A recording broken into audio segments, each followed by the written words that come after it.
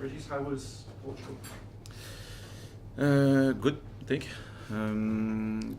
Really good training camp.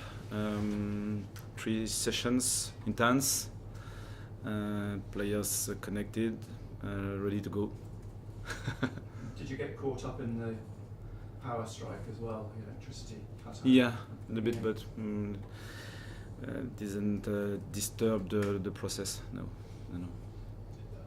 You spoke after Oxford, obviously, and you were a bit concerned with the performance at Oxford. You said you were a bit surprised. A chance, was it as well, when you were away to get that out of the system? Yeah, it was. Obviously, we were frustrated after the game because we want to win, and it wasn't the case, and for different reasons. So I don't want to highlight too many points about that game because it was a different story, and we tried, but it wasn't enough. I think Oxford played well as well. They wanted to win. It was a really important game for them, and it wasn't enough. So okay, we know that the margin in this league is always thin, and if you don't play with the full squad at your best level, you can lose games. So it was the case. How important was it for you in terms of, you said afterwards, and I think Dan Neil said afterwards as captain as well, that players had their say, they voiced their opinions. I mean, was that something you value actually heading into this? Yeah, it was the case the whole season. So it wasn't new. This is our process. When we have something to say, something to share,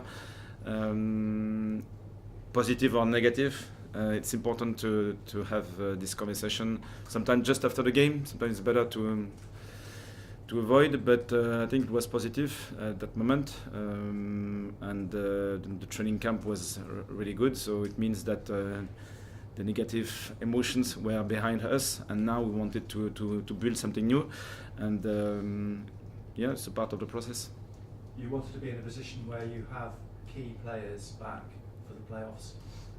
Romain Mundle, clearly one of the more important ones. Will he be ready now for the playoffs, and will he be ready for this weekend? Not this weekend. We don't want to rush the process, but he will train with us on Sunday. So we should have a full squad available. So good news for us. Depends on the game against QPR, because we still have this 90 minutes to play. But on purpose, we decided to rotate the squad, to give minutes and experiences for some players, to refresh and to avoid rushing some processes as well for others.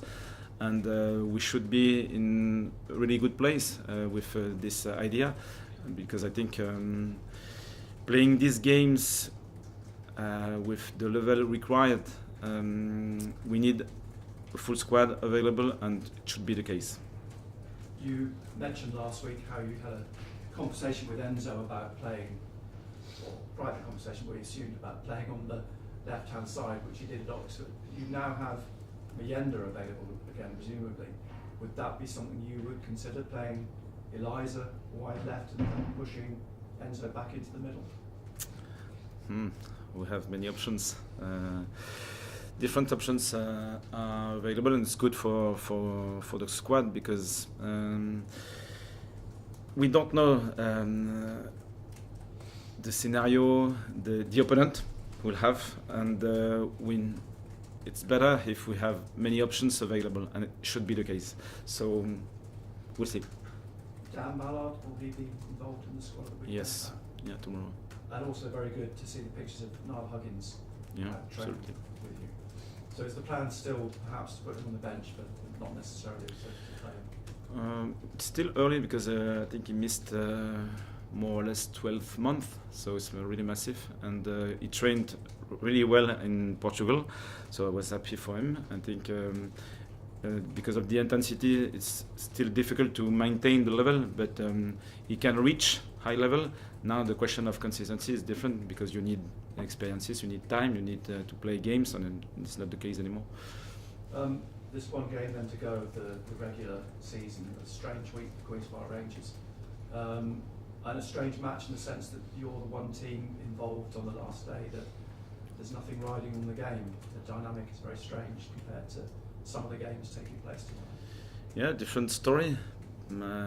We've been top 4 all season, and we earned this opportunity. So for the other teams, it will be different. Everyone has his own story. For us, we are really focused on our game and the way of playing, and we are excited by this last stage. Is it a day? Will you hope? Because it's one of those strange games where it could be very flat with two teams who've got nothing to play for. But how are you sort of managing the urgency, if you like, to try and put some jeopardy in the game? It's tough to anticipate because it's always connected with your opponent, with the scenario, with the events will occur. So we are close to our best shape, I think, best form, and obviously it won't be a semi-final. It will be something different, but at the same time we want to connect with the intensity of the game. We want to connect with our fans. We want to connect with the future, and I think the players switched on in Portugal. It was really clear. Even the week before at Oxford, it was tough for part of the team, but I think some players were good. So it's a weird period, but at the same time we are in a good place, and I think our players will be ready. How important is it, do you think, to go into the playoff campaign on the back of a win, finally getting a win after 4 disappointing results? I don't know. We'll see. You can lose 5 games and be competitive for semi-finals, because our team showed this season over 46 games and many different opponents, many different experiences, that they were able to be competitive in very tough games. It was the case at Leeds, it was the case at Sheffield, it was the case at Burnley, for example, and we'll face this kind of game. So for me, I'm not worried, because I know we have a strong squad. Obviously, this period was a little bit strange, on purpose, I repeat, and it shows again that this league is very competitive. When you don't have your main references, the players are not experienced together, you can feel that the flow of the game is a little bit different, and 1 mistake, 2 mistakes can change the scenario, and the margin was not the same, but at the same time it shows that before we were really good. So I repeat, we are in a really good place. Now the question is, it's not this game we want to win against QPR, it's really clear, but the semi-final will be different. It's another story, another stage, another chapter of the season. So I'm not sure it's really well connected.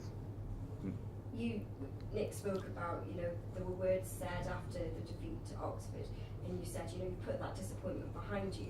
But can you almost use that disappointment to your advantage? Is that a motivation that players are frustrated, they want to win, you want to win? Yeah. Can you use that to your advantage?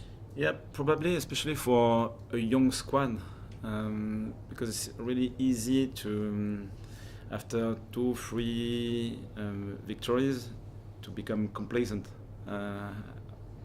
At least now it's impossible to be complacent, because after 4 defeats, it's really clear, and the frustration they showed after the game was really clear. We can't be complacent, because if we are not at our best, we can lose at Oxford, and we were really poor. And our squad was, and the way we played wasn't at the level expected. So we'll see.